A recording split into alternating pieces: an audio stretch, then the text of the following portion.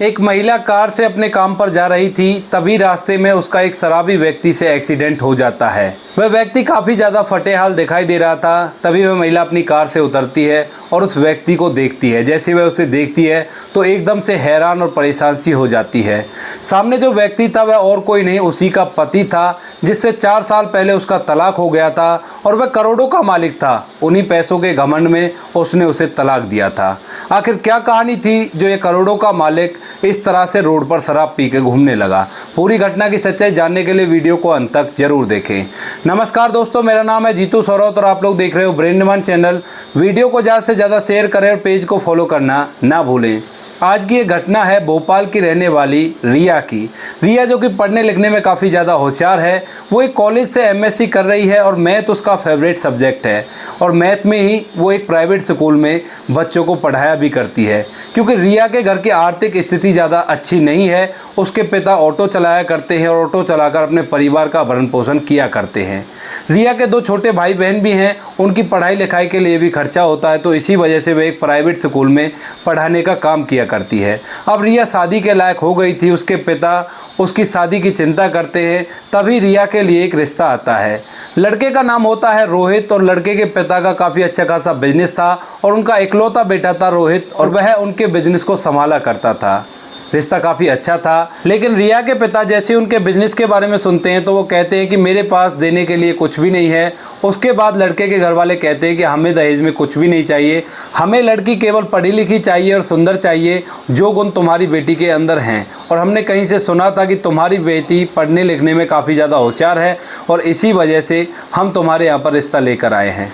अब बातें तय हो जाती हैं। बातें तय होने के बाद दोनों की शादी करा दी जाती है। शादी बड़ी ही धूमधाम से होती है, सभी रीति रिवाज से। जो रिया है दुल्हन बनकर रोहित के घर चली जाती है। रोहित का घर काफ़ी ज़्यादा आलीशान था। उसके पिता के कई बिजनेस थे और उन्हीं बिजनेस में थे एक कपड़ों का शोरूम भी था जिसको रोहित संभाला करता था। अब दोस्तों, शादी के कुछ दिनों बाद तक तो सब कुछ ठीक रहता है। रोहित भी रिया से अच्छी तरह से बात करता है, लेकिन जैसे धीरे धीरे टाइम बीतता है तो रिया की मुसीबतें बढ़ने लगती हैं। जो रोहित है अब वो कई दिनों में घर आया करता है, रात को भी घर नहीं आता है और रिया से अच्छी तरह से बात भी नहीं करता है। अब इस बात को देखकर रिया थोड़ी सी परेशान हो जाती है। वह अपने सास ससुर से कहती है तो उसके सास ससुर उसकी बात को टाल देते हैं। वह कहते हैं कि उसको काम होगा, बिजनेस का काम है, ऐसा ही हो जाता है, कई दिन बाहर भी रहना पड़ता है। लेकिन जो रिया थी उसे लग रहा था कि कुछ ना कुछ तो गलत हो रहा है।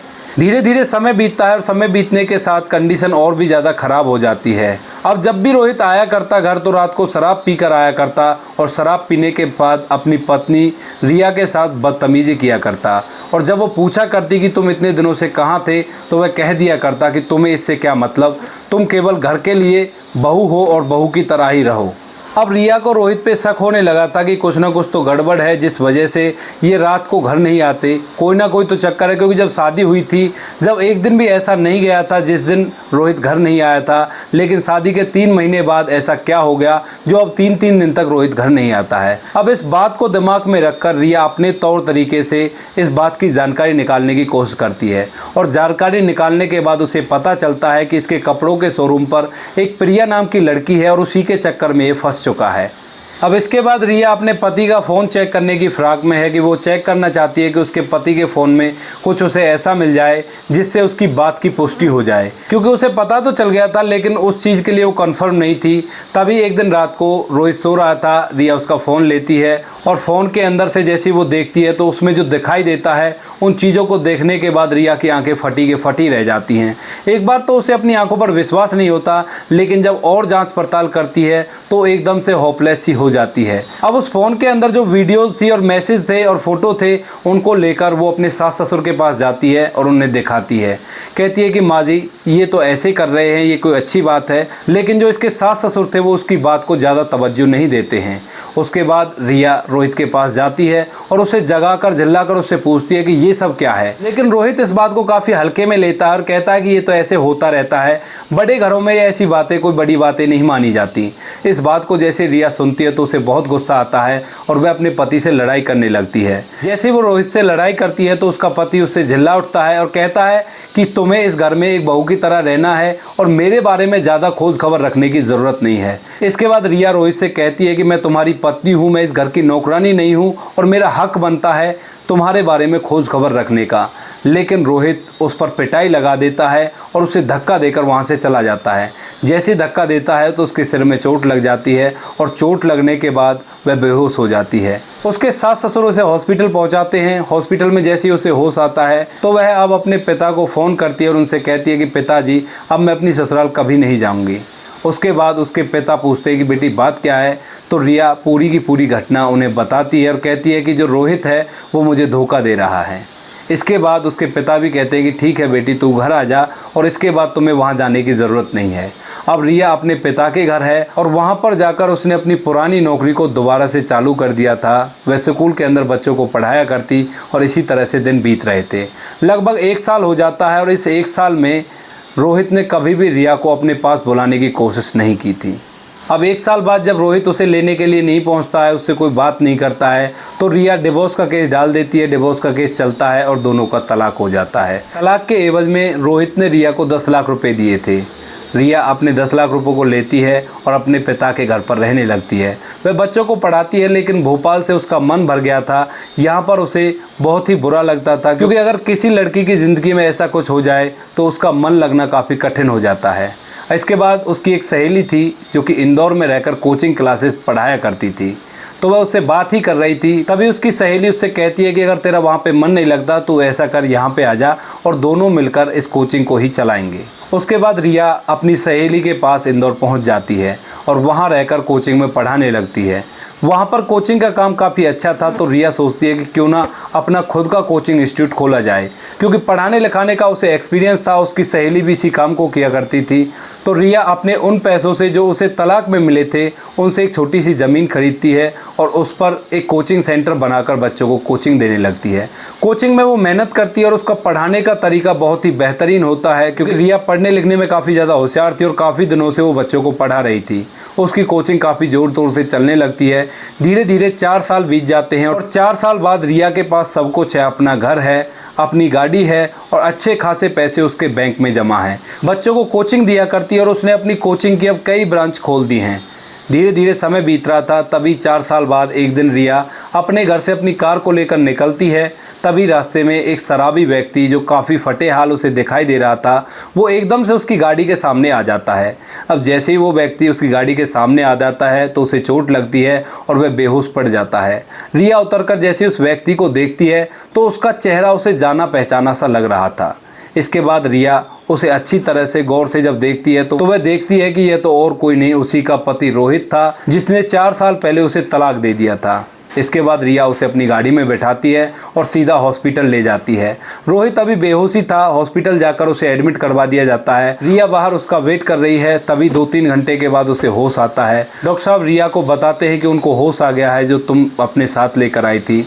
उसके बाद रिया कमरे के अंदर जाती है और रोहित जैसे रिया को देखता है तो एकदम से हैरान सा रह जाता है।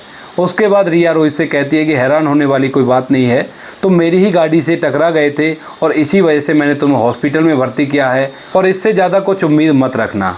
इसके बाद रोहित की आंखों में पश्चाताप के आंसू थे। रोहित उदास सा मायूस सा लेटा रहता है बेड पे। तभी रिया रोहित से पूछती है कि तुम ये बताओ, तुम तो करोड़पति थे और आज ऐसे दिन तुम्हारे कैसे आ गए? तुम्हारी हालत काफ़ी ज़्यादा ख़राब है, तुम मैले कुचले कपड़ों में हो। क्योंकि रिया ने जब रोहित को देखा था तो उसी समय उसके दिमाग में ये सवाल चल रहा था कि आखिर ऐसा क्या हुआ जो इसकी हालत इस तरह की हो गई। तो रिया अपना सवाल रोहित से पूछती है। रोहित उसे बताता है कि तुम्हारे तलाक होने के बाद मैं उस लड़की के चक्कर में फंसा हुआ था जो कि मेरे शोरूम की मैनेजर थी।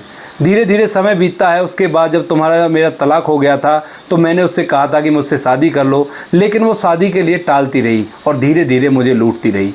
मैनेजर थी शोरूम की और मैनेजर होने के बाद उसने कुछ ऐसा किया कि सारा शोरूम ठप पड़ गया।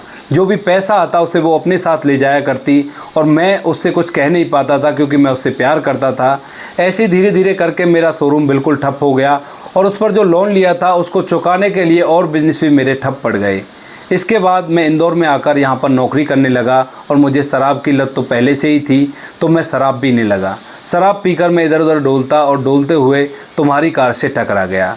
इस बात को सुनने के बाद रिया भी थोड़ी सी परेशान हो जाती है और उस पर तरस खाती है। जब डॉक्टर छुट्टी के लिए कहते हैं तो रिया आती है और रोहित को अपने साथ अपनी कार में बिठाकर अपने घर पर ले जाती है। वहाँ पर रिया अकेली रहा करती तो रोहित को लाकर वहाँ पर छोड़ देती है और कहती है कि जब तक तुम ठीक नहीं होते जब तक तुम यहाँ आराम से रह सकते हो, लेकिन अपने दिमाग में कोई गलतफहमी मत पालना। ऐसा कहकर वो अपने काम पर चली जाती है।